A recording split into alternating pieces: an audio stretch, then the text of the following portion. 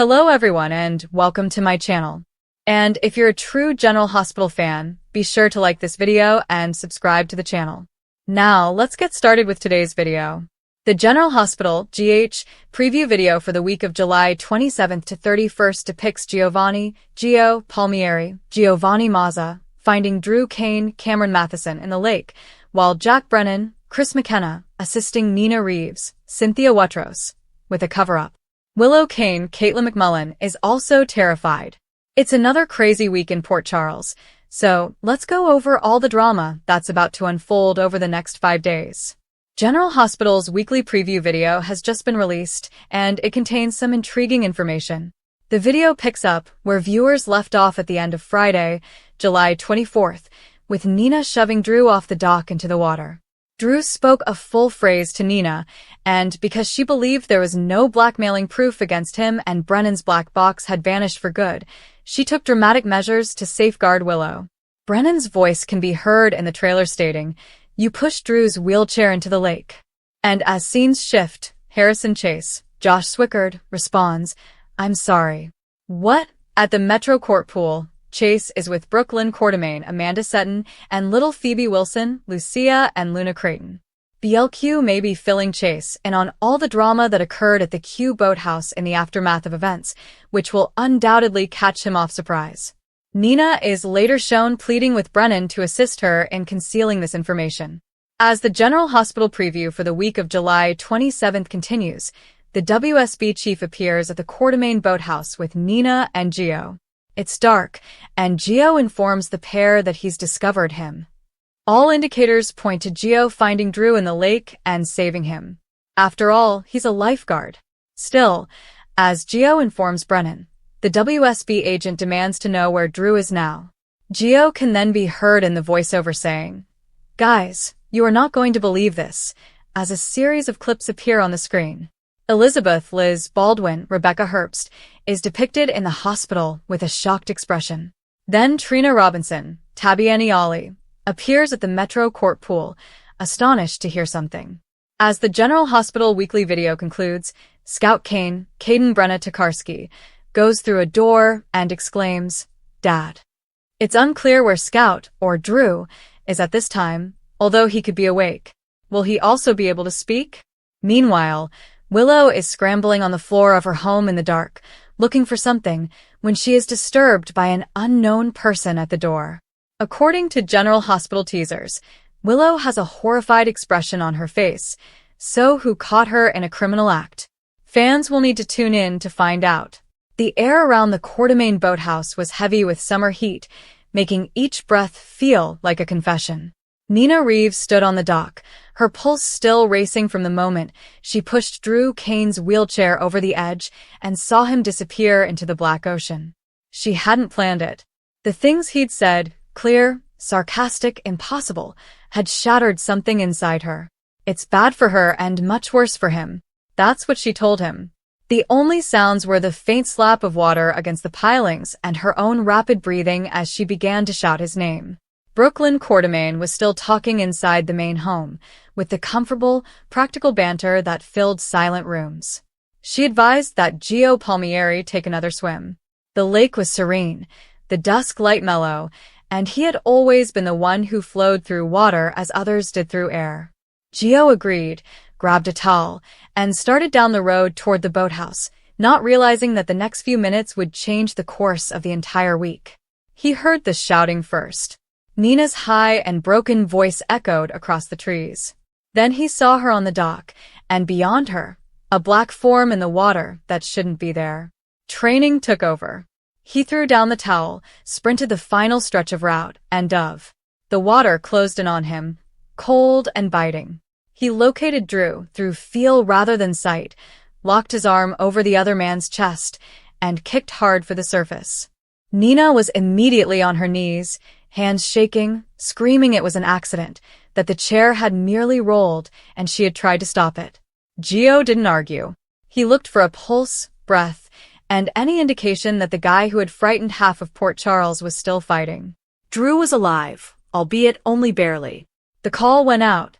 Willow Cain received it when she was still in her office, Harrison Chase standing in the doorway. asking questions she didn't want to answer. The Sidwell probe was gaining traction, and Chase was ordered to bring her in for interrogation. Willow's immediate reaction was the same one that had guided every desperate decision she had made in months. Keep the secret, protect the children, and protect herself. She instructed Chase to return to the station and explain he couldn't find her. The request hung between them, heavy with implications. Chase had already bent the rules for her. This time, the curve seemed like a break. He went without making any promises, and Willow was alone when the second call came in. The one telling her Drew was in the water. Geo had pulled him out, and everything was falling apart quicker than she could make up new falsehoods. Nina, meantime, grabbed for the only person who could possibly solve this. Jack Brennan answered the second ring. She did not bother with the preamble. She needed him to cover things up. She needed the story to be about an accident, a horrific near-drowning that would never lead back to her hands on the wheelchair. Brennan listened in the same way he always did, quiet, calculating, and already plotting the angles. The black box containing the evidence against Drew remained missing, at least until Valentine Cassadine strolled into Brennan's office and made an offer. Valentine didn't spend time with charm. He held the box. Brennan wanted it returned. The terms were simple on the surface, but toxic underneath. Valentine would release the black box, which contained the dirt Willow had been looking for, the leverage that could keep Drew silent or destroy him, if Brennan agreed to specific terms that would give Valentine more authority than anyone in Port Charles should ever have. Brennan weighed the costs. Nina was unraveling. Willow was one false move away from collapse. The alternative was to watch both ladies go down and take the WSB's well-prepared cover with them. He negotiated a bargain. The black box exchanged hands. Nina and Willow finally obtained what appeared to be a lifeline after days. Willow's fear came in layers. First came the news that Drew had almost drowned. Then he realized Nina had been the only one with him on the dock. Then came the realization that Geo, Brooklyn's kid, the young man who had already demonstrated his ability to keep secrets while yet choosing the right side of a line, had been the one to retrieve Drew from the sea. Every version of the narrative that she heard made the walls of her carefully constructed existence feel weaker. She was ready to run. Brennan had offered new identities, a jet, and a clean slate. Chase's entrance at her office had pushed that plan back by hours, and Nina's stress had caused her to completely rework the board. Drew fought for his life in the hospital. The medical crew worked with the calm urgency of those who had witnessed too many near drownings. Willow arrived with a pallid face and hollow eyes. The anguish on her face was not limited to the man she had married and then deliberately subdued. It was for the awareness that the reality she had buried beneath layers of drugs and solitude would emerge whether she wanted it to or not. Drew had spoken. Nina had overheard him. Geo had witnessed the aftermath. Brennan and Nina's cover-up would have to be airtight, and it might not even work. Brennan walked through the next few hours with the precision of someone who has spent his entire career selecting which truths the world could know. He instructed Nina on the specifics of the accident narrative. He made assured that the appropriate individuals heard the correct version first. He kept the black box near, and its contents remained the single most deadly object in Port Charles. Valentine, for his part, didn't brag. He simply stared, already planning his next action now that the box had been returned to him. Geo was in the hospital longer than anyone expected. He had retrieved a man from the lake, and it turned out to be Drew Kane, the same Drew who had spent months throwing shadows over Joe's loved ones. The rescue didn't feel like heroism. It felt as if the ground shifted beneath everyone's feet. When he eventually left, Brooklyn greeted him outside with questions he wasn't prepared to answer. He merely told her that he had discovered Drew, that Nina had been present, and that the rest would come out later. The news that would later shook the entire Quartermain family was already building in the gap between what he had seen and what he was willing to reveal. Willow's dread grew as the night went on. She sat in a waiting room chair that felt judgmental, reviewing every decision that had led her here. The decision to keep Drew silent. The decision to entrust Nina with the most perilous secret of her life. The decision to have Chase lie. Each seemed necessary in the moment. They created a chain that was now pulling her down. When she finally saw Drew, alive, breathing, and deadly even in silence, she realized that Brennan and Nina's cover-up would not erase what had transpired. It would just postpone the reckoning. Brennan and Nina's cover-up was carefully planned. The official tale came together. A mishap on the dock, a wheelchair that rolled too close to the edge, and a frantic attempt to bring Drew back that failed. Joe's presence became part of the story in the safest way possible. He heard the screams and intervened. Nina's panic was portrayed as the natural reaction of a lady who had attempted and failed to prevent a disaster. The black box, now back in Brennan's hands, provided them with the leverage they needed to prevent certain questions from being raised too loudly. For a few hours, it seemed as if they may succeed. But Port Charles was never a location where secrets remained hidden for long. Chase returned to the station with an account of events that left no one satisfied, least of all himself. The Sidwell probe continued to exert gradual, systematic pressure. Willow's future, which was already tenuous, now depended on the thin ice of a story that could crumble under the weight of a single conflicting fact. Drew, even when unconscious, posed the biggest threat. If he awoke with distinct memories of the dock, Nina's hands, and the words he said before the water swallowed him, the cover-up would crumble in an instant. Gio carried the knowledge of what he had witnessed like a stone in his pocket. He had yet to determine what to do with it. The Quartermaines would ultimately figure out the form of the night, and the news would hit them like a second drowning.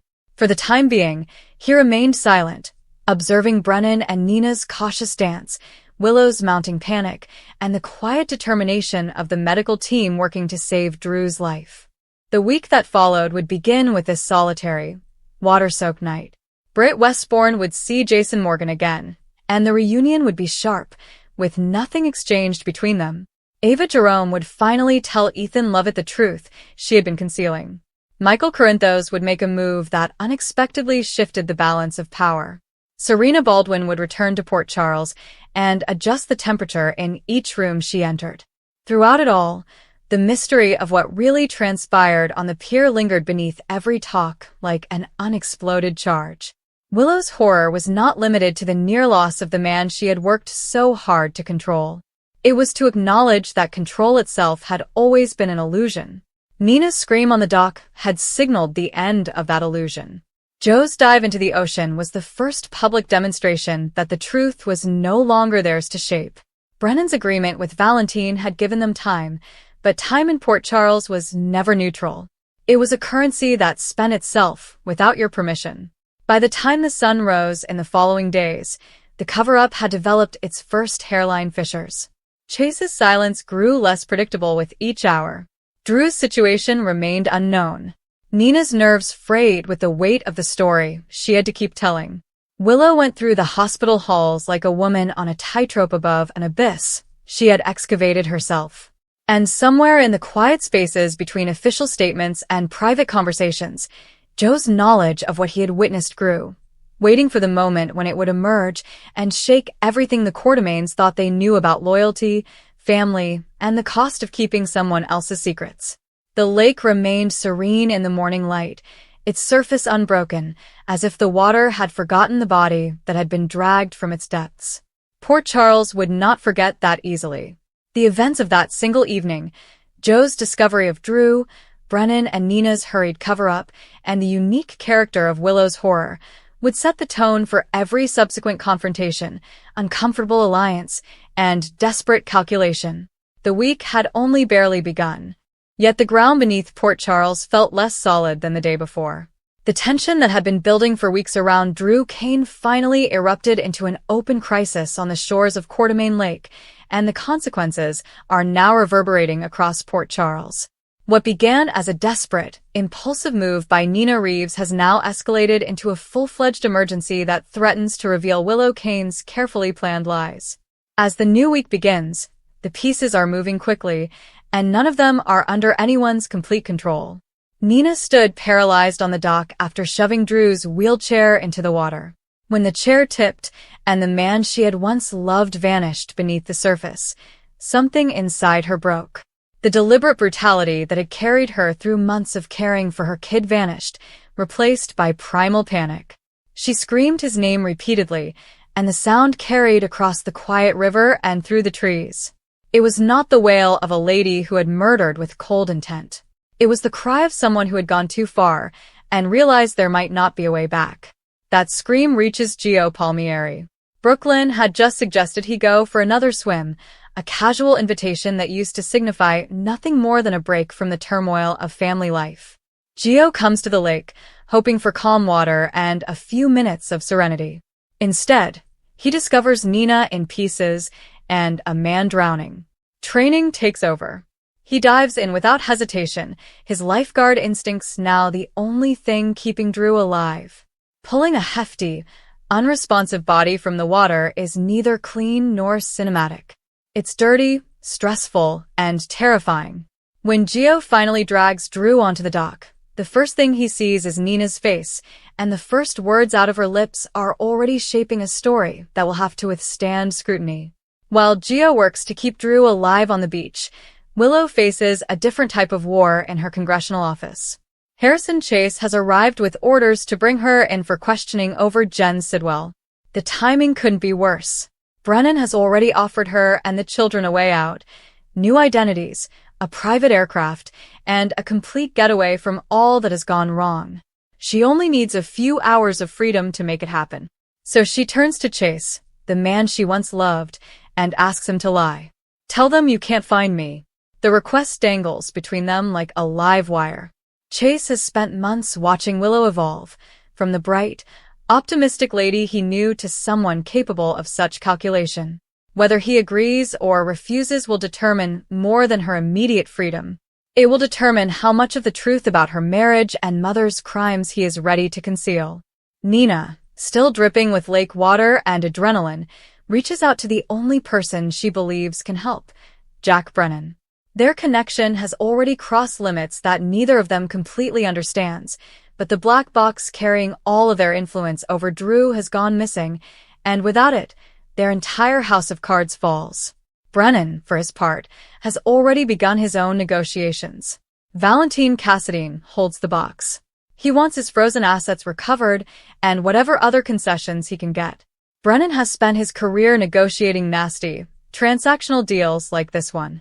If he can reclaim the box, he will be able to give Nina and Willow the weapon they need to keep Drew silent about not just the years of medical and mental control, but also the recent attempt to drown him. The cover-up begins the moment Gio confirms Drew's breathing. Nina's story will have to be tight. An accident. A catastrophic error. She was attempting to move him closer to the water's edge for breath when the wheelchair slipped. Gio saw enough to realize the timing does not match, but he is young, devoted to the Quartermain family, and not yet ready to charge the mother of one of Port Charles's most influential women with attempted murder. Nina hardly needs to hesitate before she begins spinning. She will call Willow once she is able to speak without screaming. Willow will discover that the spouse she was willing to forsake is still alive, that her mother almost killed him, and that the escape plan has been complicated by the necessity to control a living witness who can now speak for himself. Drew's recuperation has been patchy for several weeks. The paralyzing medicines are no longer present. His ability to construct words has returned in bits. On the pier that night, he had enough clarity to prod Nina into action. If he survives the near drowning without severe injury, every secret he has been compelled to hide becomes a loaded gun aimed at those who kept him quiet. Willow's terror isn't just about the prospect of losing him. It's about knowing that if he recovers completely, he'll talk. He will discuss the toxins in the house, the delayed communication gadgets, and the discreet ways she and Nina handled his seclusion. He will discuss the blackmail. He will also discuss the time his mother-in-law stared him in the eye